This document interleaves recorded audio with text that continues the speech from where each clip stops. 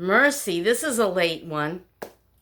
I'll tell you, last night I took a Flexeril and a Celebrex because one, I've been having pain in my right hip, not severe, but I just want it to go away. And I took a Flexeril because I didn't sleep good. And I don't know, my muscles have been a little tight, you know. This morning I have orange juice and I'm brewing my coffee. Cowboy coffee. Sometimes you just want juice, you know what I'm saying? Lately though, the orange juice, the cheap stuff, it's a little bitter. Like they ground up the skin with the oranges. I hate when that happens. The whole thing's going to be like that. But I'm drinking it anyway. I usually don't like to drink juice in the morning because, you know, it's high sugar and it might set me up. So I'll make sure I eat eggs today to kind of try to off-balance that sugar. I don't know. That's how I think about it. So I wanted to thank tmusa for giving me a list of things to talk about. Awesome. I don't want to talk about my childhood right now. It really sucked. But, and bad memories come up, you know, if I start talking about it. So let's not go there. And what was the other one I don't think I want to talk about? I don't know. There was another one. I'll look at it. I took a snapshot. Can I try that again?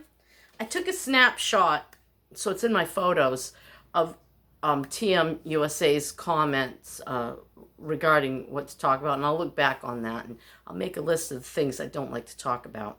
Someday I will, but not today. So I chose my experiences in homeschooling and my view of it today. Wow. That's big. I don't think homeschooling is as... I know this sounds crazy, but it's not as easy, I don't think, even, you know, despite all of the, what do you call it? All of the advances in technology and online schooling and such. Education, especially primary grades, are not what they were in my day.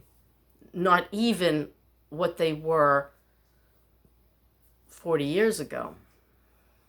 When, Rachel will be 41, and she was 7 when I started homeschooling her. She had gone to, no, I guess she was 6. She had gone to, first no, she was 7. Okay, let me try this again. She was 5 years old, and I put her in a private Christian pre-K. Well, it's a kindergarten, really. And she did not do well. And then in 6th grade, I think we tried public 1st grade, and she did not do well. And so after several months of her being in school and she couldn't catch up, it was about 4 months in, they said, we're going to put her back in kindergarten.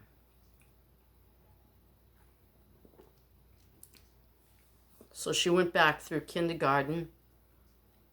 You know what? She was 8 years old when I started because she was 5 in private school, 6 in 1st grade, and then they sent her back to kindergarten. At age 7, they wanted to put her in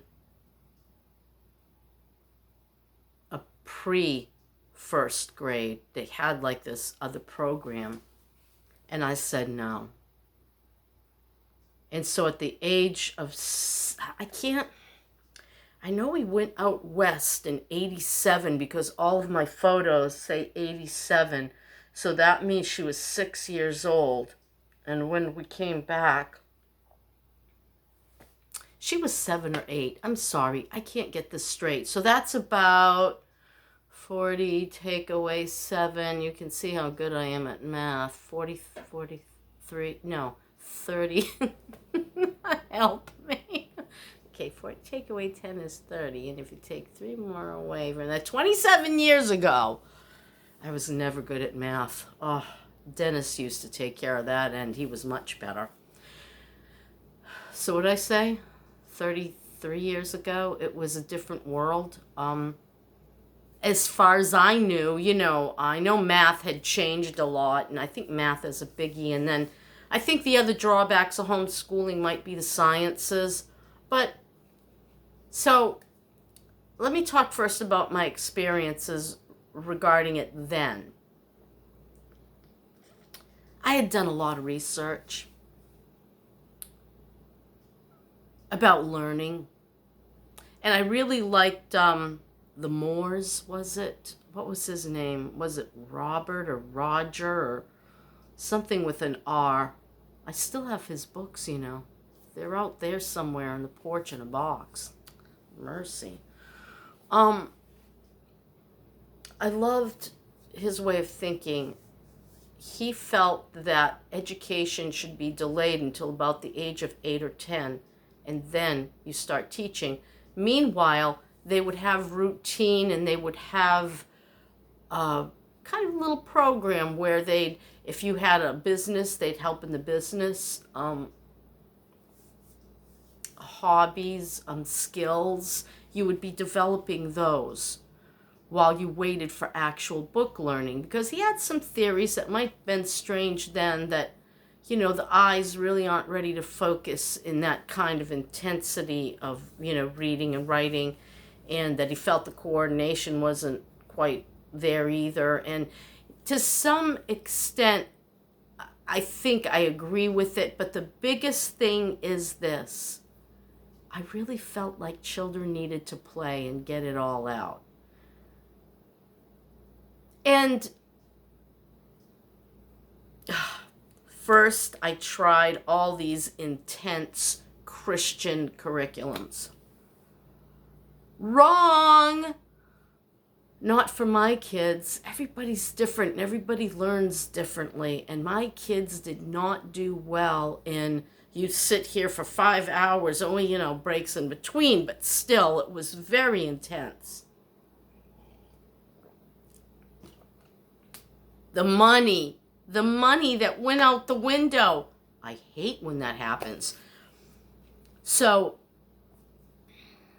I had such a hard time with Rachel. You see, I didn't understand that what she was going through, she had bipolar disorder.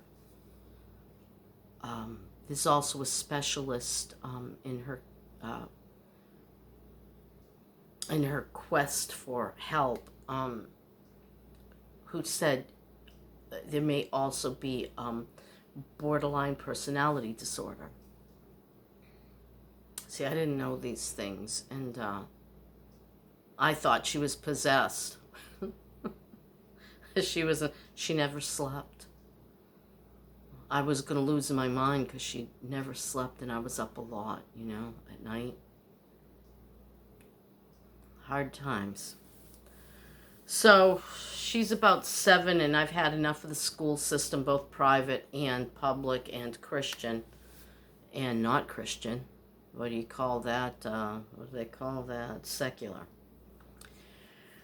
So, and the first program I tried that was cute and Christian was Rod and Staff, but it was too heavy for her.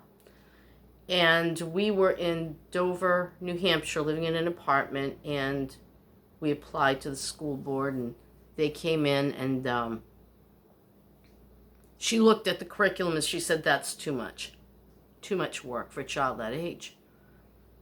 So we reduced, what she had to do in the workbooks. She said, just give her like 3, 5 at most of these questions. I said, okay. And then, right in the middle of 2nd grade, because we made it through 1st grade with Rod and Staff, and I got all the 2nd grade stuff, she completely flipped. She'd go running off screaming, or she just would totally block me out and just keep playing. I could spank her bottom, but it wouldn't make a difference. So finally, I went to Dennis and I was crying. I can't do this. I can't do this. She won't let me. And blah, blah, blah. And Dennis looked at me. He was working on his antiques, cleaning them up, pricing them. And he says, "Let her play, Nikki." I said, "What?" He said, "Let her play." And then everything I had learned from John Holt and the Moores and Ruth B. Chick and everybody else I read, Mary Pride, Big Book of Homeschooling.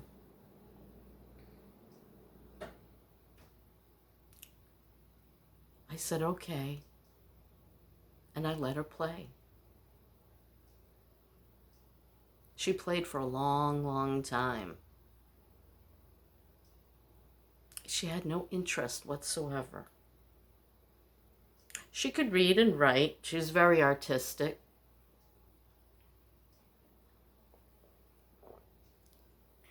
And I can't remember. I think every now and then we could do a few things. Libraries were big. I made them all read. Let's go to the library. And if they were too little to read, we got remember the old cassette tape? We'd get the cassette tape books. That's how long ago it was, okay? The library still had cassette tape with a little book. And the story would be on it. Dun, dun, dun, dun, dun. That was the little house. That was my favorite. And you can't find that tape anymore, but I don't know who did it, but it was really great. Very happy and, I loved the little house, and that was a big favorite. And I had to do my own book and tape with The Grinch Who Stole Christmas. I still have memorized most of it because they'd make me read it over and over and over again.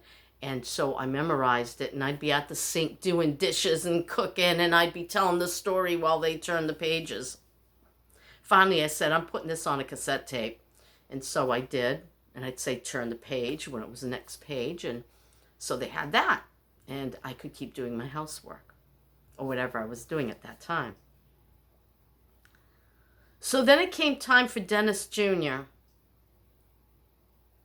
and he was going to have none of it. I bought this extremely expensive curriculum by Alpha Omega. It was the last year they were doing it and didn't tell anybody that they were doing an upgrade, and it was the most horrible curriculum. And after 2 years of wrestling with that curriculum, I gave it away. I should have asked for a refund. I thought it was me. I thought it was them. But to some extent, it was me and it was them, because Dennis just had no interest. He was about 5, I think. That probably was too young. I don't know. I tried it again at 6. And then I think I'm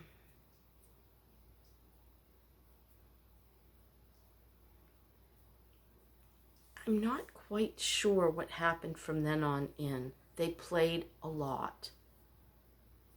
And we traveled a lot.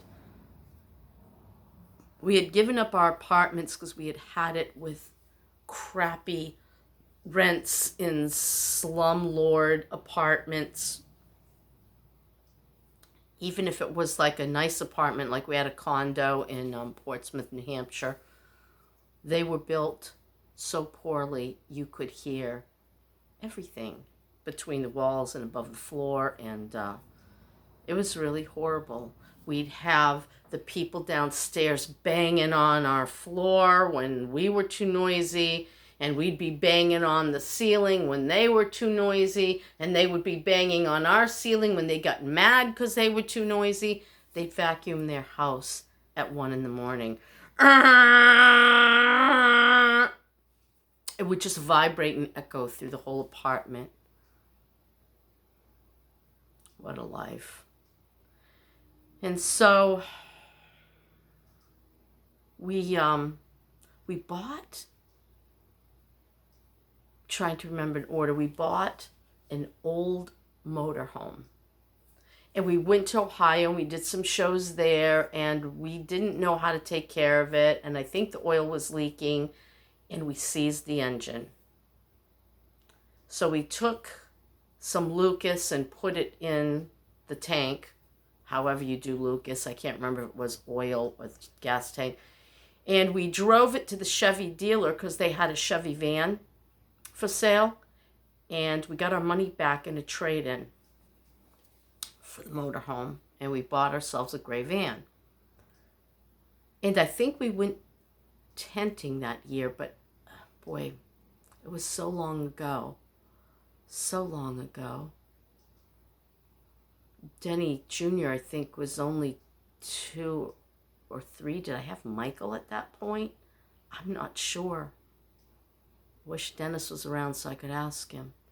Hey, I need my coffee. I'm 15 minutes in. Hang on. I think what I'm trying to say is homeschooling was tightly tied in with our lifestyle because at that point we had no home. We were homeless. But not exactly, because you see, back then, in the early 90s, you could rent in Florida a vacation home for $450 a month. Yes, totally furnished. And I think there was a little bit of utilities, or we had a utility allowance, but it was very cheap. And the kids had their own bedrooms, and Dennis and I made our bedroom in the dining room on the floor. And pushed the table somewhere else. I don't remember how we did it. And we roughed it. We did what we had to do, you know. But back to the actual homeschooling part of it. I did a lot of, I guess you'd call it a unit study. We'd study maybe American Indian tribes, and we'd do a craft that was, well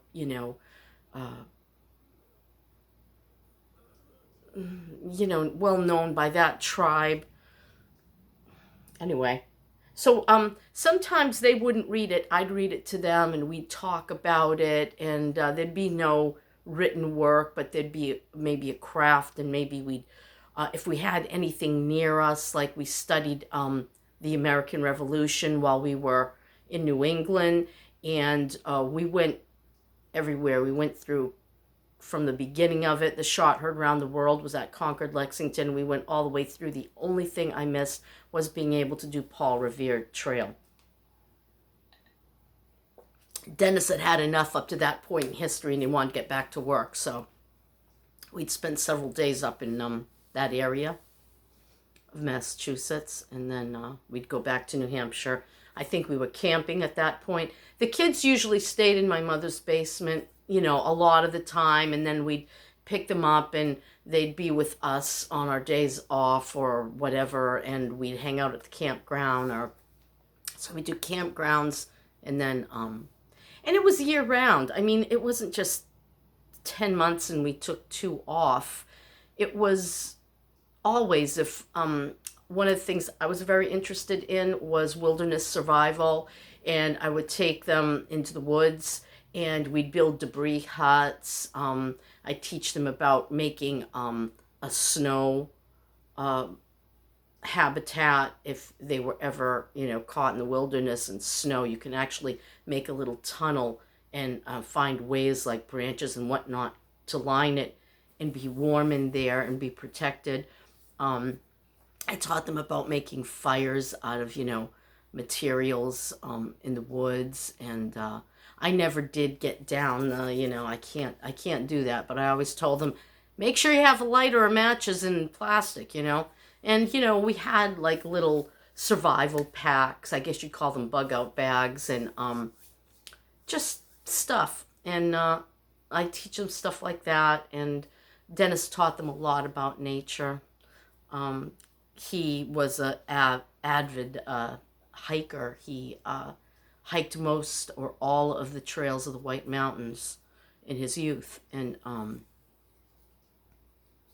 or all the mountains or something. Michael knows that story better. I just can't remember. It's awful. Dennis. Anyway, So that's kind of what my homeschool experience was like. And then Denny Jr. was about third grade, and I said, look, we've got to do something. And so he went through a reading program, and then I bought him these Christian light, they called them light units, and they were great. They would take you step by step, teaching you math. Like they'd break it down to the most basic concept, and it's solidified in your mind. And he went through a grade a month. Boom, boom, boom, boom, and was all caught up. Like, that worked. And then he didn't want nothing more to do with it until fifth grade. And he said, Mom, do you have a fifth grade math book? And I always had books because I went to all the yard sales and all the library sales and all the community sales. And I would, if I saw a learning book, 10 cents, 25 cents, boom, boom, boom, I grabbed them. And so I said, yeah, I do believe I have a fifth grade math book. And I gave him that, and he went through that. And then he came to me in about a month, 2 months later, and he said, can you get me a high school curriculum? Okay. So I got him Stratford, I think it was called. They call it something else now. It was a home correspondence course. So he picked out his his requisite, you have to have like 5 of personal choice, and then the rest is whatever the powers that be want. And he went through that whole thing and never sent in one of his test envelopes because he was a perfectionist and he wanted them all done before he sent them in. Well, the period of time that he could send them in had ended. And I knew he knew the stuff, and so later he started working. His first job was for Santa's Village in Jefferson, New Hampshire. And from then on, he just worked, summer jobs, and then we got to Florida, and there was the Marchman Technical Center, and they were offering GED testing. And so Dennis he said, I don't need the, prep. I think he went to one course, and he said, I'm beyond all that, Mom. And he went and took his GED in Florida, passed with flying colors. And then he worked 5 years at Publix, and then met some people at church and started photographing cars for this man and downloading them. And for 6 years he did that. And now he is an Uber driver. That's the story, Denny. Rachel was very crafty. She did a lot of crafting. She went to courses and she got her GED, and then she went and did a college course, and she loved art, and she had been making jewelry, and eventually her jewelry, love of jewelry and doing the shows would get her into the furry world. And she started learning to make ears and tails and started doing conventions. And now she is the furry extraordinaire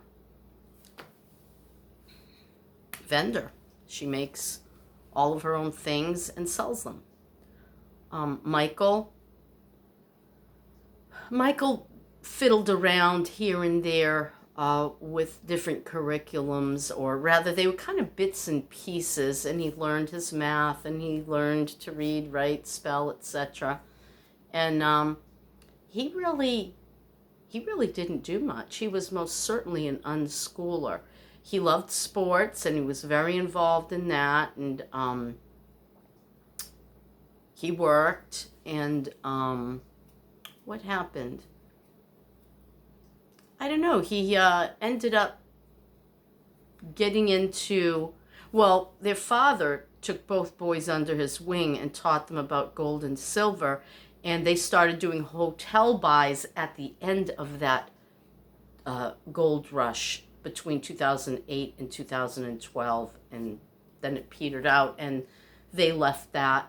There was a lot of things were going on regarding regulations, and they were changing a lot of things in New Hampshire, making it so strict to do gold buys. And so it wasn't as good, and the prices had dropped, and we, I guess, pretty much felt it was over, or they felt that way, and they had a hard time figuring out what to do next. And that's when Michael got into cell phones and selling them, and then he got into buying electronics on pallets and selling that. And Dennis Jr. stayed with us, and he was helping his father in the business, and it wasn't much money, but we really needed Dennis at that time. And then in about 2015, I think that's when Dennis got into the car photography. Right. Somewhere around there, 2015, 2015 it was, yeah. And that fall, because I remember he was free until that time. He wanted to be free for his brother's wedding, and they did this crazy bachelor's road trip from Florida to New Hampshire. Them and their friends, Michael, Denny, and two of their best friends. And so the last one I homeschooled was Bonnie. And that was a very different experience than the others. I was more experienced. She was having a hard time learning, but she was competitive. Dear God, was she competitive. She didn't want to do any schoolwork although I started really young with her, using write-on wipe-off boards, using those math wrap-ups. Those are very cool. And you know what? Somewhere out there is all that stuff, and I'd like to find it for Finn. I've got it all. I think I've got addition, subtraction, multiplication, division. They were so much fun. My first three kids loved them. That was another thing we did, was the math wrap-ups.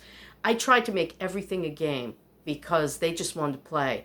So I'm like, well, I'll find things that are playful, but they can still learn, like Rummy Roots card game, and the math wrap-ups, and the write-on wipe-off boards, and anything that gave them a reward, that was pretty and colorful, that was fun to do. They could all do it together. Yeah, that's pretty much how I taught. It was unschooling, is the word for it. And John Holt was pretty much the father of unschooling.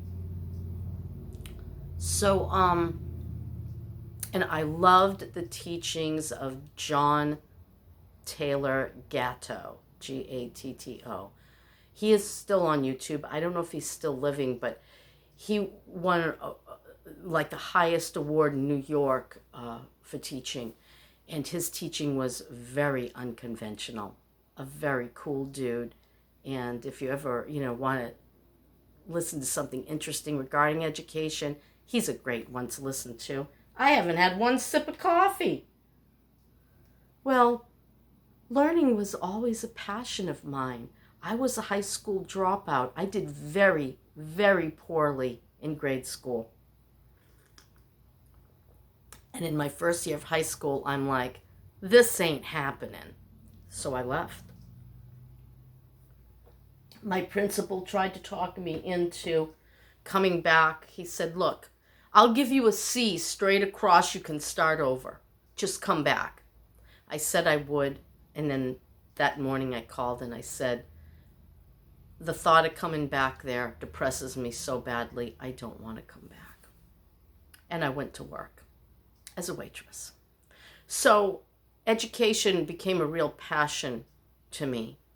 And I wish I had asked my parents for a correspondence course and just had finished high school then, but I didn't.